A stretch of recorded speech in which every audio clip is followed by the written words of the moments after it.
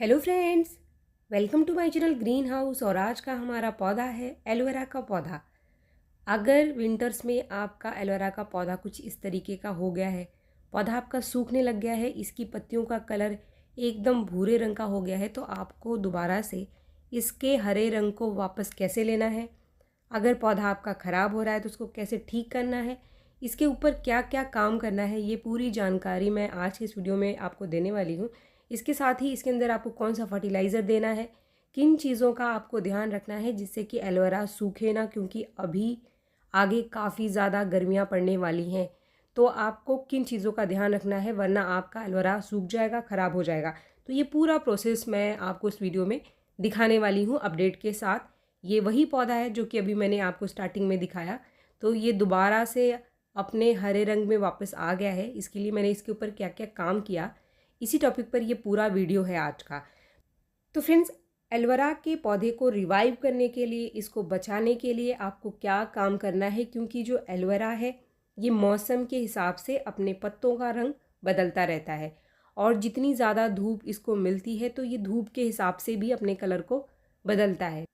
इसके साथ ही अगर आपका एलोवेरा का पौधा ग्रोथ नहीं कर रहा है, काफ़ी सारे लोग एलोवेरा लगाते हैं लेकिन उनके पौधे के अंदर ग्रोथ नहीं होती है, बस एक या दो पत्तियां पड़ी हुई होती हैं, तो कौन सा फर्टिलाइज़र है, वो कौन सा होममेड फर्टिलाइज़र है जिसको कि आप दे करके एलोवेरा की काफ़ी सारी ग्रोथ ले सकते हैं। और ये सही टाइम है एलोवेरा के ऊपर काम करने का, क्योंकि आगे एलोवेरा का जो ग्रोइंग टाइम है वो स्टार्ट हो रहा है। अगर अभी तक आपका एलोवेरा का पौधा ऐसे ही पड़ा हुआ था सर्दियों में, तो अभी आप देखेंगे कि उसके अंदर नई पत्तियां आनी शुरू हो गई होगी। अगर आप नया पौधा लेकर आ रहे हैं तो ये भी काफ़ी अच्छा टाइम है नया पौधा लगाने का एलोवेरा का। अगर आप अपने पौधे की रिपोर्टिंग करना चाहते हैं, छोटे गमले में लगा हुआ है और बड़े गमले में आपको लगाना है, तो भी ये काफ़ी अच्छा टाइम है इसको रिपोर्ट करने का। आप इसको बड़े गमले में लगा दो।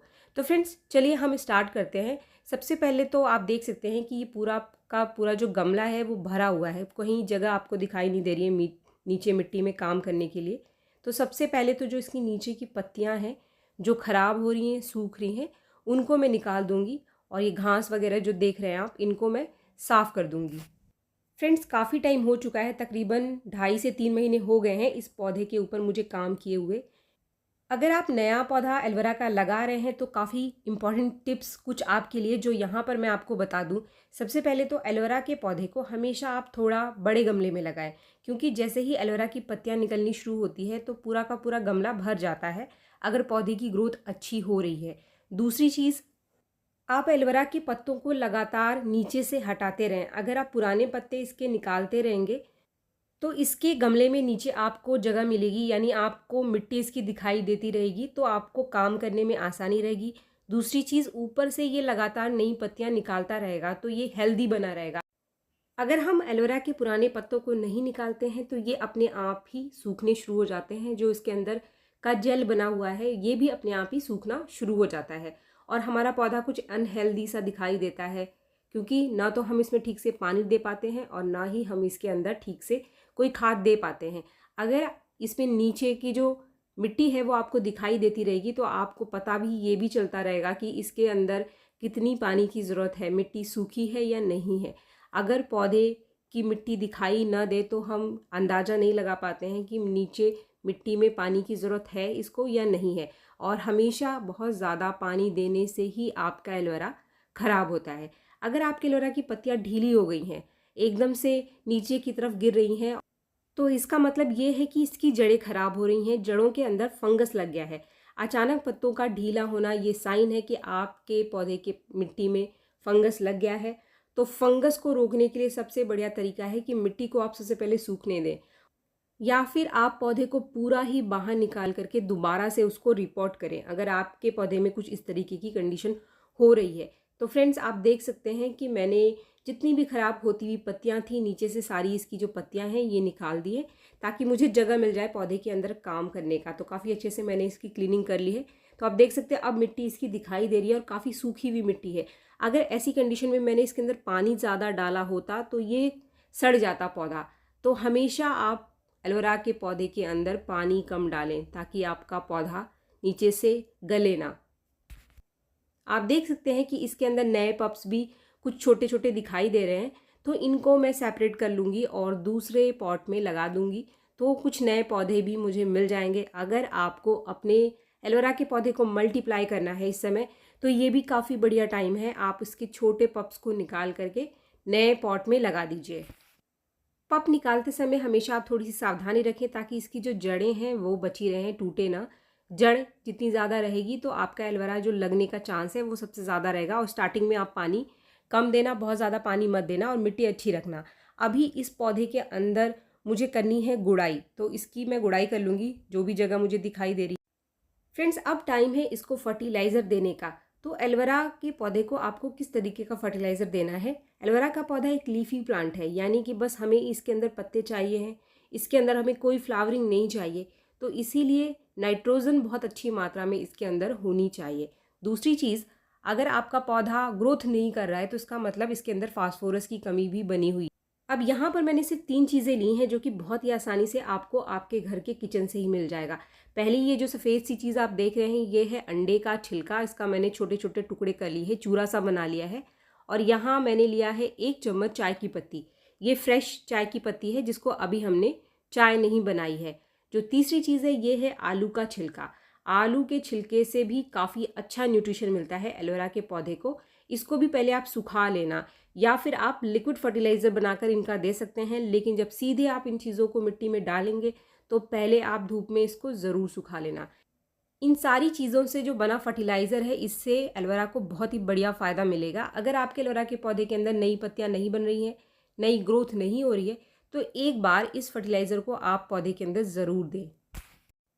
अंडे के छिलके से पौधे को फास्फोरस और कैल्शियम की अच्छी मात्रा मिल जाएगी। जो आलू के छिलके थे, इससे पोटाश की मात्रा मिल जाएगी, और मैग्नीशियम वगैरह भी पाया जाता है आलू के छिलके में। और जो चाय की पत्ती है वो नाइट्रोजन का सबसे बढ़िया सोर्स है। चाय की पत्ती की जगह आप आधा चम्मच कॉफ़ी पाउडर भी यहाँ पर अपने पौधे को दे सकते हैं, यानी कि एलोवेरा के पौधे को इस समय दे सकते हैं। अगर आपके पास कंपोस्ट रखा हुआ है कोई, चाहे वो गोबर की खाद है या फिर आपके पास वर्मी कंपोस्ट है, तो आप वर्मी कंपोस्ट या गोबर की खाद को भी 2 महीने में, 3 महीने में थोड़ा सा अपने एलोवेरा के पौधे को ज़रूर दे दें। इससे पौधे को एक जो बेसिक नाइट्रोजन की ज़रूरत है वो पूरी होती रहती है, और भी सारे माइक्रो न्यूट्रिएंट्स इसको मिल जाते हैं। तो एलोवेरा ग्रोथ करता रहता है। ज़रूरी नहीं है कि आप बार बार एलोवेरा के अंदर फर्टिलाइज़र डालो, इसको बहुत ज़्यादा फर्टिलाइज़र की ज़रूरत नहीं होती है। तो फ्रेंड्स, यहाँ पर हमें इसको बिखराने के बाद ऐसे नहीं छोड़ना है, हमें इसको ढकना है। तो इसके लिए जो मैंने मिट्टी ली है, ये नॉर्मल मेरी पॉटिंग मिक्स है जो लगभग मैं सभी पौधों में इस्तेमाल करती हूँ। इसके अंदर वर्मी कंपोस्ट है, मिट्टी है और धान के छिलके हैं। ये जो मिट्टी है ये जमती नहीं है। हमेशा एलोवेरा को लगाते समय आप भुरभुरी मिट्टी का ही इस्तेमाल करें, ऐसी मिट्टी जो बाद में नीचे जमे ना। अगर मिट्टी जम जाती है तो जड़ों की ग्रोथ नहीं होती है, और अगर छेद बंद हो गया आपके पॉट का तो उसको भी आप तुरंत से ठीक कर लें। एलोवेरा का पौधा ख़राब होने के पीछे सिर्फ एक ही कारण होता है, पानी का रुकना या फिर पानी का बहुत ज़्यादा देना। कोई भी वजह है, चाहे पानी छेद बंद होने की वजह से रुक रहा है या फिर आपके पौधे की मिट्टी अच्छी नहीं है उस वजह से रुक रहा है, दोनों ही कंडीशन में पौधे में नीचे फंगस लग जाता है और एलोवेरा की जड़ों को एकदम से गला देता है। इसकी जो जड़ें हैं वो काफ़ी नाजुक होती हैं, बहुत सॉफ्ट और मुलायम जड़ें होती हैं इसकी, और फंगस लगते ही रूट रॉट होता है इसके अंदर, जड़ें एकदम से गल जाती है और आपका पूरा का पूरा एलोवेरा ख़राब होना शुरू हो जाता है।